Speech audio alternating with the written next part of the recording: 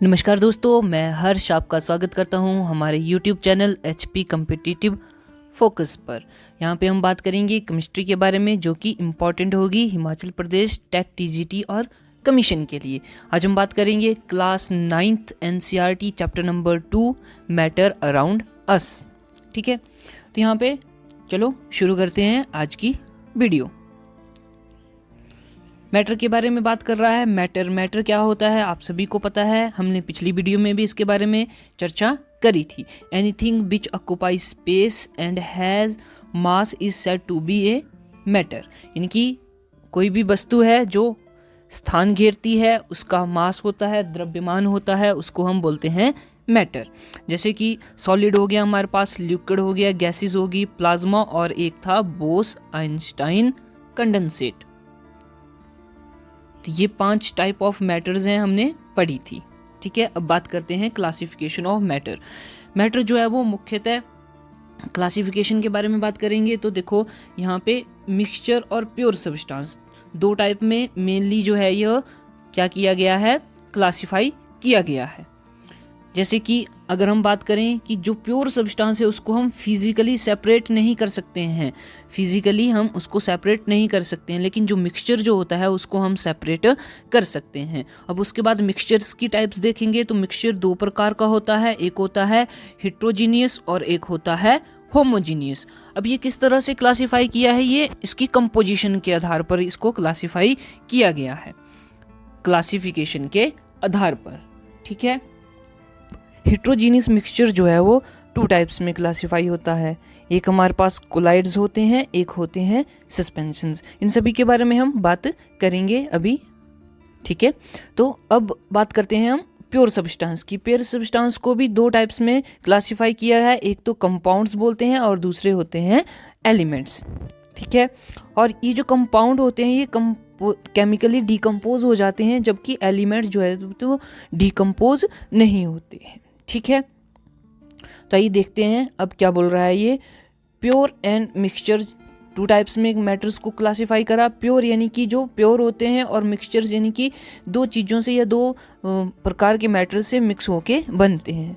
तो यहाँ पे है pure substances made up of only 1 type of consistent particles. इनकी एक ही प्रकार के पार्टिकल से ये बने हुए होते हैं। जैसे देख लो हमारे पास है पार्टिकल ए, तो ये जो हमारे पास प्योर सब्सटेंस होगा वो सारा का सारा ए टाइप के पार्टिकल से ही बना होगा, ए टाइप के पार्टिकल से ही बना होगा।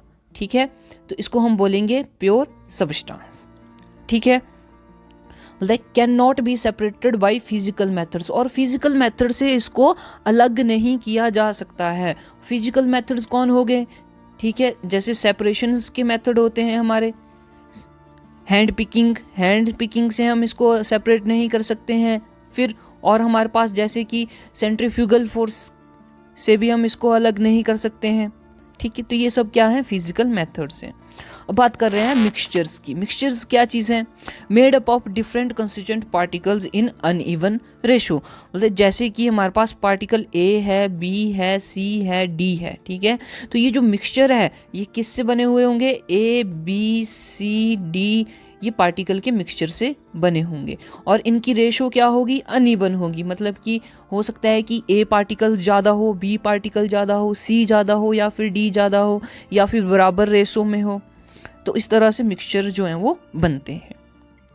अब आगे बोल रहा है these can be separated by physical methods like heating, using filter papers etcetera. तो इनको जो है हम फिजिकल मेथड से क्या कर सकते हैं, इनको हम फिजिकल मेथड से सेपरेट कर सकते हैं, जैसे कि गर्म करके, फिल्टर पेपर का यूज़ करके। ठीक है, और इसके उदाहरण क्या क्या हैं हमारे पास, एग्जाम्पल्स क्या क्या हैं? Milk, sugar solution, salt solution, pen, oil, pizza, ये सब क्या है, मिक्सचर्स हैं। ये सब क्या है, मिक्सचर्स हैं। जैसे कि पिज़्ज़ा बहुत सारे कंस्टिट्यूएंट से मिल के बना हुआ होता है।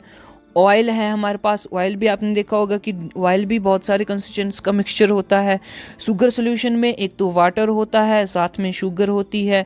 तो ये 2 टाइप के कंस्टिट्यूएंट से मिल के बना है। साल्ट सोल्यूशन भी इसी तरह बनता है।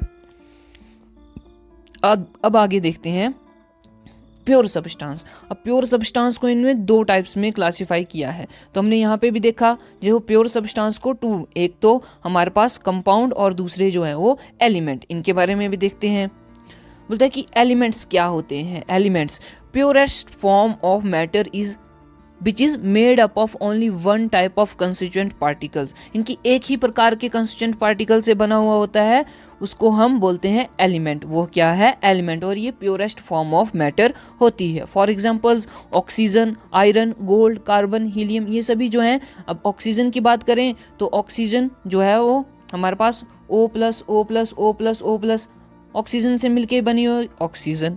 आयरन Fe, आयरन, तो आयरन, अब ये मान लो हमारे पास एक आयरन का टुकड़ा है तो यहाँ पे बहुत सारे Fe होंगे, आयरन होंगे, तो एक ही प्रकार के कंस्टिट्यूएंट से बन रहा है। अब बोलता है कि एलिमेंट्स की क्लासिफिकेशन। अब एलिमेंट्स की भी क्लासिफिकेशन करी है, वो अब किस पे? Based on properties elements have been divided into 3 parts. Property के हिसाब से हमने एलिमेंट्स को 3 पार्ट्स में डिवाइड करा। कौन कौन से? देखो, मेटल्स, नॉन मेटल्स या फिर मेटलॉइड्स। ये 3 प्रकार के हमारे पास क्या आ गई?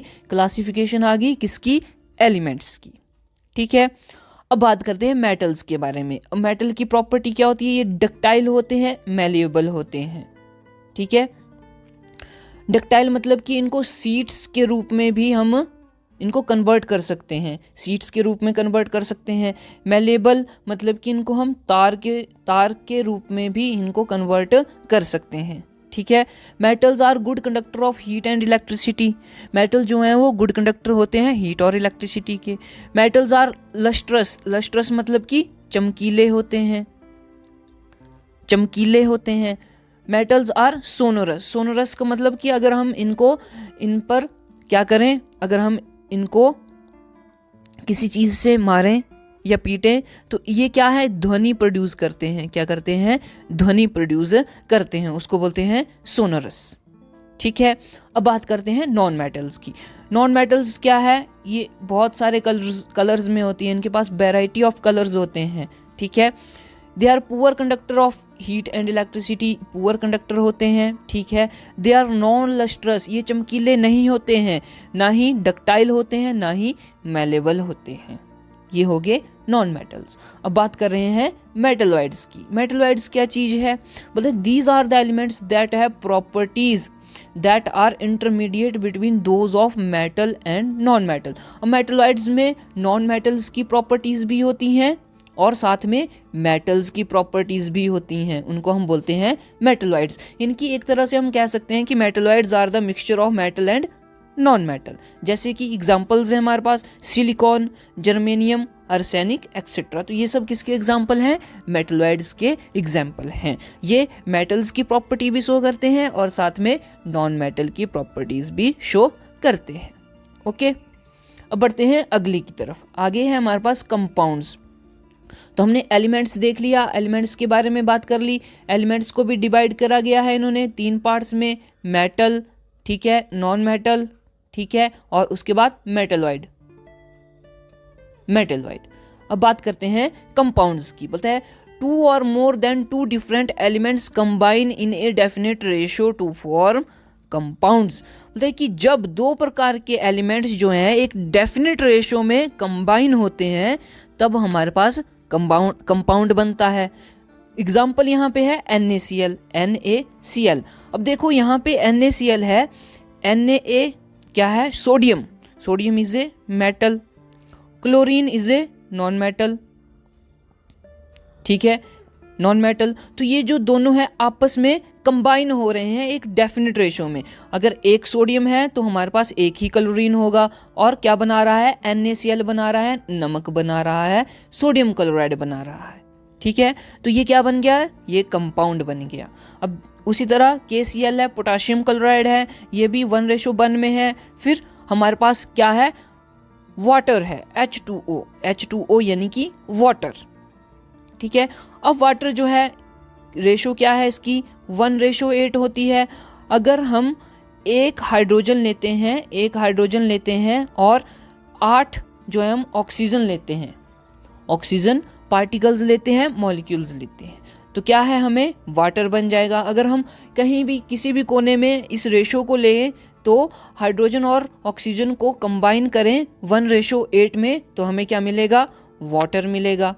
हमें क्या मिलेगा, वाटर मिलेगा। तो ये एक डेफिनेट रेशो में कंबाइन हो रहे हैं, ठीक है, और कंपाउंड बन रहा है वाटर, ठीक है। अब उसके बाद है मिक्सचर्स। मिक्सचर दो प्रकार के होते हैं, एक होता है होमोजीनियस मिक्सचर और दूसरा होता है हिट्रोजीनियस मिक्सचर। आइए देखते हैं इनके बारे में। बोलता है कि homogeneous mixture, these the components are uniformly distributed all over the mixture. जब जो है दो प्रकार की चीज़ें या पार्टिकल्स आपस में मिक्स होते हैं और हम यह पता नहीं लगा पाते हैं कि ये दो डिफरेंट पार्टिकल्स हैं या एक ही पार्टिकल्स हैं, मतलब कि वो यूनिफॉर्मली डिस्ट्रीब्यूट हैं। जैसे मान लो ये हमारे पास गिलास है, गिलास में हमने शुगर सोल्यूशन बना दिया, तो यहाँ पे अगर हमारे पास यहाँ पे शुगर है तो हर जगह पे शुगर होगी, यानी कि यूनिफॉर्मली डिस्ट्रीब्यूट होगा, एक प्रकार का मिक्सचर होगा, ठीक है, यूनिफॉर्म, उसको बोलते हैं यूनिफॉर्म।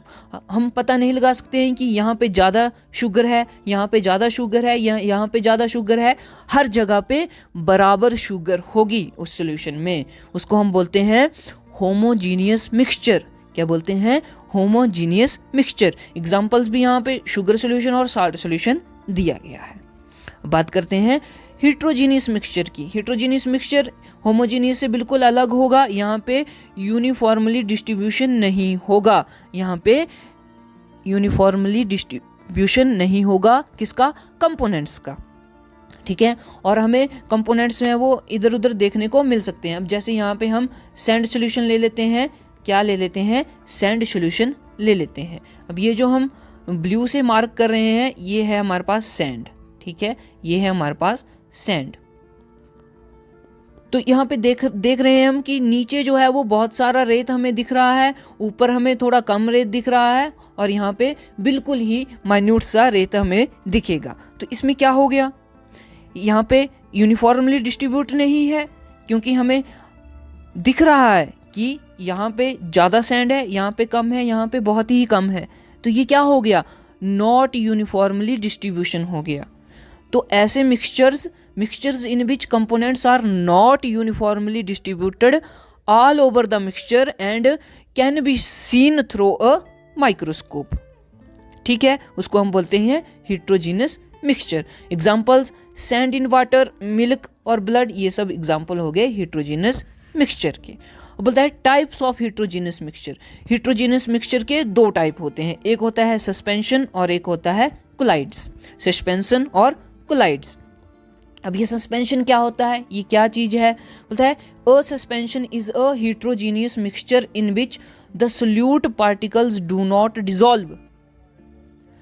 एक सस्पेंशन एक ऐसा हिट्रोजीनियस मिक्सचर होता है जिसमें कि सोल्यूट पार्टिकल जो हैं वो नहीं घुलते हैं, but get suspended through out the bulk of the solvent left floating around freely in the medium. परंतु बल्कि जो सोल्यूट पार्टिकल होते हैं वो सस्पेंडेड होते हैं ऑल ओवर द सॉल्वेंट। अब जैसे एग्जांपल ले लिया हमने, सैंड वाटर ही ले लिया, सैंड वाटर मिट्टी का घोल, तो उसमें भी क्या है, सैंड जो है वो इधर उधर बिखरा हुआ है, कोई यूनिफॉर्मली डिस्ट्रीब्यूशन नहीं है। तो इस प्रकार के जो मिक्सचर होता है, हिट्रोजीनियस मिक्सचर होता है, उसको हम क्या बोलते हैं, सस्पेंशन बोलते हैं। और यहाँ पे एग्जांपल की बात करी है, suspension of chalk powder in water. जैसे कि अगर हम चॉक को घोलें किसमें, पानी में, तो वो एक सस्पेंशन होगा, ठीक है। तो सस्पेंशन आपको समझ में आया। अब बढ़ते हैं आगे, कोलाइड्स की बात कर रहा है। कोलाइड्स क्या होते हैं, the particle of colloid are uniformly spread throughout the solution. बोलते हैं कि जो पार्टिकल्स होते हैं कोलाइड्स के वो यूनिफॉर्मली स्प्रेड होते हैं through out the solution. Uniformly आपको बता दिए क्या होता है कि हर जगह पे एक ही तरह की क्या होगी, कंसंट्रेशन होगी, वहाँ पे हर जगह पे हमें सोल्यूट पार्टिकल जो हैं वो देखने को मिलेंगे, ठीक है। ऐसा नहीं होगा कि एक जगह पे बहुत सारे सॉल्यूट पार्टिकल हैं, एक जगह पे कम है, एक जगह पे ज़्यादा है, एक जगह पे कम है, हर तरफ जो है वो यूनिफॉर्मली डिस्ट्रीब्यूशन होगा, ठीक है।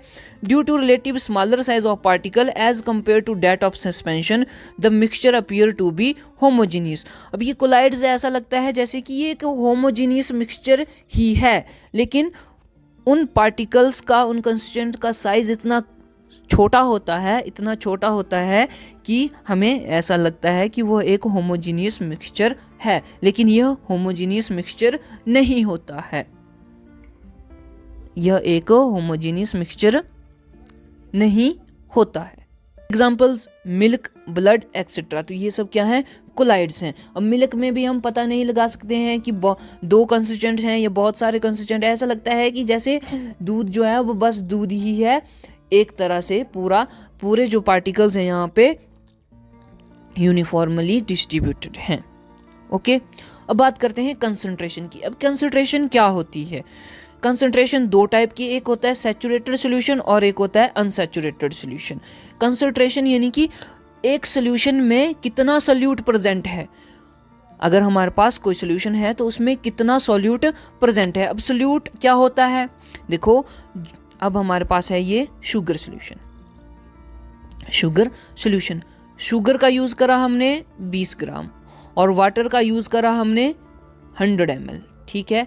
तो जो कम मात्रा में होता है उसको हम बोलते हैं सॉल्यूट, उसको हम बोलते हैं सॉल्यूट, और जो ज़्यादा मात्रा में होता है उसको हम बोलते हैं सॉल्वेंट। इनकी इस सॉल्वेंट में सॉल्यूट जो है वो घुलता है, ठीक है। और कंसंट्रेशन क्या होता है, the amount of solute present in the solution, the amount of solute present in the solution is known as concentration. Simple सी बात है।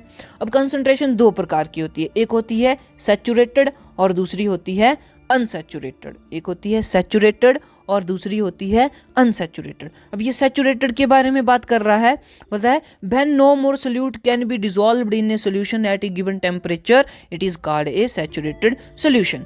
अब मान लो ये हमारे पास क्या है, कोई सॉल्यूशन है, अब इसमें हम चीनी डाल रहे हैं, एक समय ऐसा आएगा कि इसमें और ज़्यादा चीनी या फिर शुगर जो है वो नहीं घुल पाएगी, और ज़्यादा शुगर जो है वो नहीं घुल पाएगी। तो उसी सॉल्यूशन को, उस सिचुएशन को हम बोलेंगे कि ये क्या है, ए सैचुरेटेड सॉल्यूशन है, ठीक है। यहाँ तक क्लियर हुआ। अब आगे है अनसैचुरेटेड सॉल्यूशन। क्या है, अनसैचुरेटेड सॉल्यूशन। बोलता है if the amount of solute contain in a solution is less than the saturation level it is called unsaturated solution. अब मान लो हमारे पास ये सॉल्यूशन है, अब हम इसमें शुगर घोल सकते हैं, अभी हमारे पास जो है अमाउंट ऑफ शुगर इसमें घुलने की कैपेसिटी है, तो उस सॉल्यूशन को, उस सिचुएशन को हम बोलेंगे कि वो एक अनसैचुरेटेड सॉल्यूशन है, क्योंकि इसमें और ज़्यादा सॉल्यूट जो है अभी घोला जा सकता है, और ज़्यादा शुगर जो है इसमें घोली जा सकती है, तब क्या होगा, अनसैचुरेटेड सॉल्यूशन कहलाएगा, ठीक है। अब है कंसंट्रेशन।